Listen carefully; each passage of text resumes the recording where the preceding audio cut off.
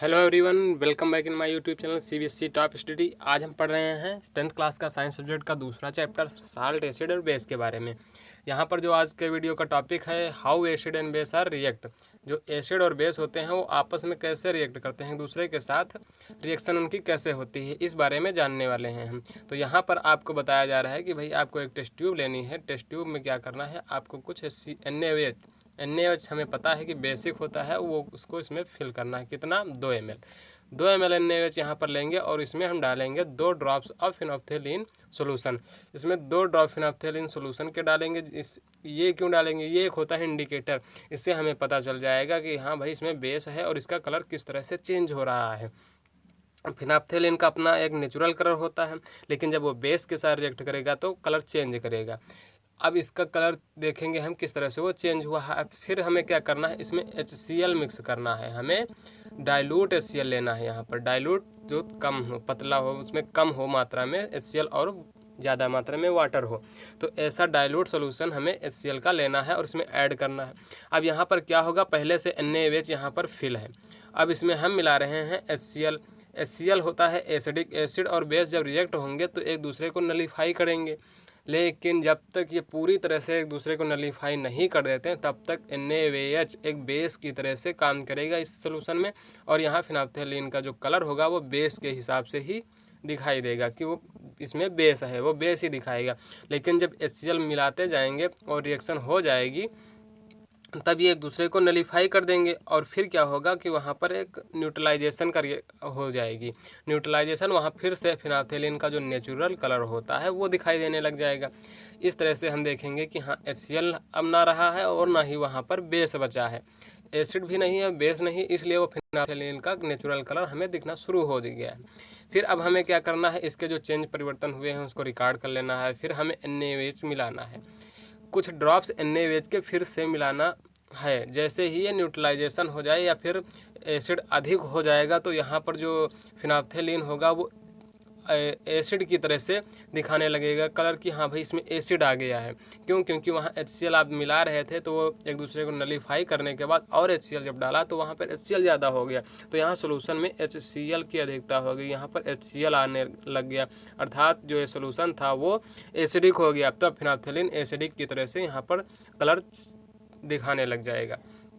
आप क्या करना है, यहाँ पर आप फ्यू ड्रॉप्स NaOH मिलाना है। अभी ये एसिडिक हो गया है, पहले ये बेस था फिर न्यूट्रलाइज हुआ, अब एसिडिक हो गया है। अब जब फिर से NaOH इसमें आप डालना शुरू करेंगे तो क्या होगा कि यहाँ पर एक ऐसा आएगा टाइम कि ये न्यूट्रलाइज हो जाएगा। NaOH HCl की जो अधिकता हो गई यहाँ पर उसको न्यूट्रलाइज कर देगा, कैंसिल कर देगा, और क्या हो वहाँ पर फिनोप्थेलिन का जो होगा अब नेचुरल कलर फिर से शुरू हो जाएगा दिखना। जैसा वो नेचुरल होता है, ना एसिड ना बेस, वो न्यूट्रल कंडीशन में जैसा कलर होता है उस तरह से दिखाई देने लग जाएगा। आगे क्या करना है, यहाँ भी कह रहे हैं कि जो पिंक कलर होता है फिनोप्थेलिन का, जो नेचुरल कलर होता है वो पिंक कलर का होता है, वो फिर से रिपेयर हो जाएगा। लेकिन अगर इसी तरह से NaOH और मिलाते जाएं तो जैसे NaOH सोल्यूशन यानी बेस के सोल्यूशन में कलर दिखाता है उस तरह से यहाँ पर दिखना शुरू हो जाएगा। इससे यहाँ पे हमें क्या निष्कर्ष निकलता है कि कोई भी एसिड या बेस किस तरह से रिएक्ट करते हैं। एसिड या बेस आपस में जिसकी अधिकता होती है सॉल्यूशन में वह वैसा रहता है, अर्थात दूसरा शो क्यों नहीं कर पाता है, क्योंकि मान लीजिए आपने एसिड इतना सारा लिया और बेस जो लिया है आपने वो इतना ही लिया, ये इतने इतने अमाउंट में एक दूसरे को तो नलीफाई कर देंगे, लेकिन यहाँ पर इतना अमाउंट अभी भी एसिड का बेस का बचा हुआ है और एसिड है नहीं इसके, तो यहाँ पर ये बेस की तरह से रिएक्ट करने शुरू करेगा कि यहाँ पर भाई बेस है, इसलिए फिनोप्थेलिन दिखाएगा कि हाँ यहाँ बेस है। लेकिन अगर इक्वल अमाउंट में लिए जाएँ तो एक दूसरे को ये सब कैंसिल कर देंगे, नलीफाई कर देंगे, और यहाँ पर न्यूट्रलाइजेशन या अर्थात पिंक कलर शो होना होगा फिनोप्थेलिन का। इस तरह से कह सकते हैं कि जो बेस होते हैं और एसिड होते हैं वो एक दूसरे को नलीफाई कर देते हैं एंड वाइस वर्सा, अर्थात बेस एसिड को नलीफाई कर देता है और एसिड बेस को भी नलीफाई कर देता है। जो रिएक्शन होती है वो कुछ इस तरह से होती है, यहाँ बेस है और ये एसिड है, NaOH एक क्षार होता है और एसिड होता है अम्ल HCl, ये एक दूसरे को नलीफाई कर देते हैं और बनाते हैं एक साल्ट। ये है एक साल्ट जो कि न्यूट्रल होता है, ना एसिड होता है ना बेस होता है, ये साल्ट बनाते हैं और साथ में बनाते हैं वाटर। इस तरह से सारी रिएक्शन होती है जब एसिड और बेस आपस में रिएक्ट करते हैं, एक दूसरे को नलीफाई कर देते हैं। ये हमने एक प्रैक्टिकल के दौरान फिनाप्थेलिन के संग भी चेक कर लिया।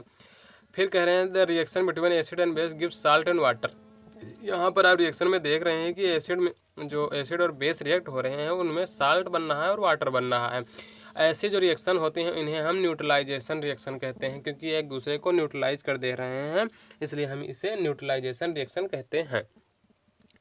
और जो न्यूट्रलाइजेशन रिएक्शन होते हैं उनको हम जनरल फॉर्म में एक सामान्य रूप से इस तरह से प्रदर्शित करते हैं कि भाई एक एसिड है एक बेस है जो आपस में रिएक्ट करके साल्ट और वाटर बना रहे हैं। इस तरह से हम किसी भी एसिड बेस का एक रिएक्शन लिख सकते हैं, यहाँ पर आप देख रहे हैं।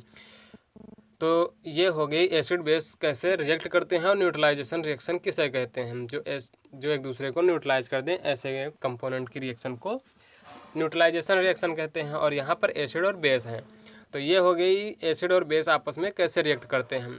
ये टॉपिक हुआ ख़त्म। अगले टॉपिक में हम बात करेंगे अगले वीडियो के साथ। तब तक के लिए बाय बाय।